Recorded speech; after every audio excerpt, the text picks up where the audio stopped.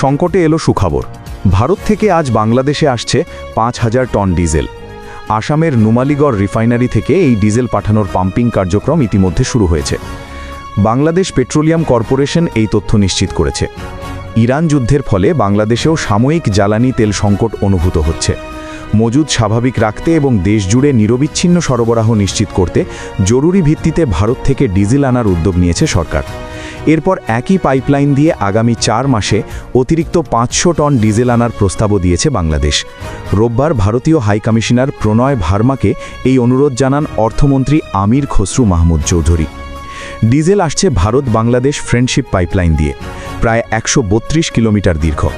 এই পাইপলাইনটি ভারতের পশ্চিমবঙ্গের শিলিগুড়ির নুমালীগড় রিফাইনারি থেকে শুরু হয়ে বাংলাদেশের দিনাজপুরের পার্বতীপুর পর্যন্ত বিস্তৃত। ২০২২ সালের জুনে এর নির্মাণ কাজ শেষ হয়। ২০২৩ সালের ১৮ মার্চ দুই দেশের সরকার প্রধান যৌথভাবে এই পাইপলাইন উদ্বোধন করেন। এই পাইপলাইনের মাধ্যমে বছরে প্রায় ১০ লাখ মেট্রিক টন ডিজেল আনা সম্ভব। রেল বা সড়ক পথে আনার চেয়ে পাইপলাইনে খরচ ও ঝুঁকি কমবে প্রায় ৫০%। একটি মজার তথ্য হল, পাইপলাইনের মাত্র ৫ কিলোমিটার পড়েছে ভারতের অংশে, বাকি প্রায় ১২৭ কিলোমিটারই বাংলাদেশের ভিতরে হয়ে গেছে। ২০১৮ সালে ডিজেল আমদানিতে বাংলাদেশ ও ভারতের মধ্যে সমঝোতা স্মারক সই হয়। ওই বছরই ভিডিও কনফারেন্সের মাধ্যমে এর ভিত্তিপ্রস্তর স্থাপন করেন দুই দেশের প্রধানমন্ত্রী। তামান্না তাহসিন খান, কালের কণ্ঠ।